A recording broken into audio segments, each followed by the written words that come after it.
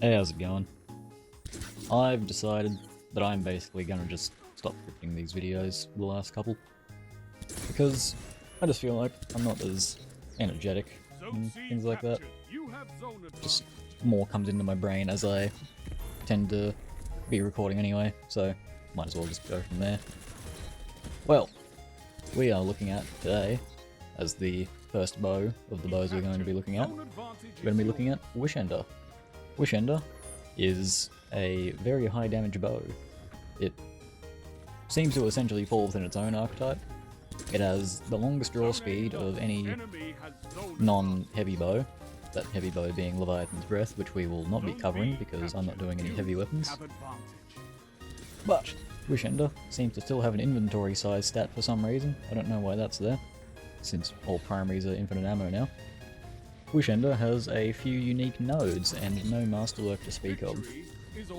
It has the specific arrow perk, anti-taken fletching, specialised to fight taken targets, increases accuracy. It has the Queen's Wrath intrinsic exotic trait. While aiming down sights with a fully drawn bow, enemies behind walls are highlighted. And the other exotic trait, Broadhead, piercing arrowhead that damages the target on entry and exit. One shot can overpenetrate multiple targets. Now here's an interesting thing about Wishender that I haven't really tested much, but you seem to do a significant amount of damage without a fully drawn arrow still. I don't know what's going on there, but I'm pretty sure I just tap-fired an arrow and did like 150 damage to someone. I'd have to double check that. But, regardless, there are a few things to note about Wishender.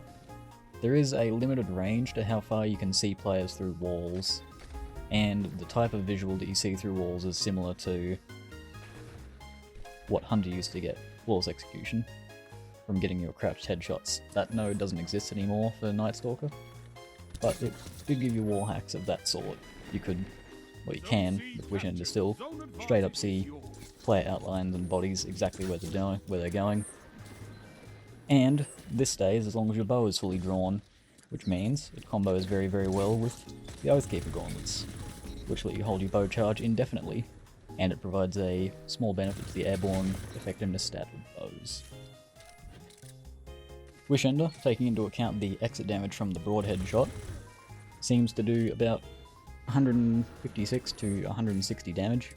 I found it a little bit inconsistent, and Mercury's chart shows a different number to what I was seeing in my gameplay. There's essentially two ways you can think of running Wishender. You can run it like you would with most bows, where it exists as mostly a setup weapon. You get your first shot off with the bow, and then you switch to another weapon to clean up. Wishender does, however, have really, really low handling, that's 40, but it does have a really high stability stat at 85, meaning it provides a pretty good amount of flinch mitigation, which is why in all my gameplay I've been running unflinching bow aim. And because of the high draw time, I've been running bow targeting, because that makes it that I'm more likely to hit the shot that I shoot, even though bows do have a ridiculously high hit detection rate. Oh, speaking of hit detection, Wishender seems to have more, a slower projectile velocity than other bows. I've had to lead my shots a lot more using Wishender than I have with any other bow. That doesn't really mean a whole lot, other than that it's a little bit harder to fight at those extended ranges, but you tend to not fight at those extended ranges with Wishender anyway, because you only have a limited visual range on your Queen's Wrath, highlighting enemies behind walls. The other way you run Wishender is... oh, sorry, there's three ways. You can run it on its own as well, to essentially just peek shot with it. You can see exactly where players are. Makes it pretty easy to hit those shots, provided people don't just sit behind the wall after you get them low from your extremely high damage shot. The other way, so we've got setting it up for a cleanup, we've got using the bow itself. The third way is using the bow as quite literally just a tool to see people through walls and then using a completely different gun. I've seen a few clips in the past of people aiming down sights with Wishender and then shooting at floors and stuff with hand cannons to deal a small amount of splash damage around the wall and things like that. GLs, snipers to see what people are doing behind a wall, and then you can just look there with a sniper. Unfortunately though, Wishender doesn't really have a lot of interactions outside of itself. It is an elemental, so it doesn't get anything to combo with. It is a kinetic, so it would work with the Warlock Chromatic Fire to make those explosions, but you could do that with literally any other bow and it would be better.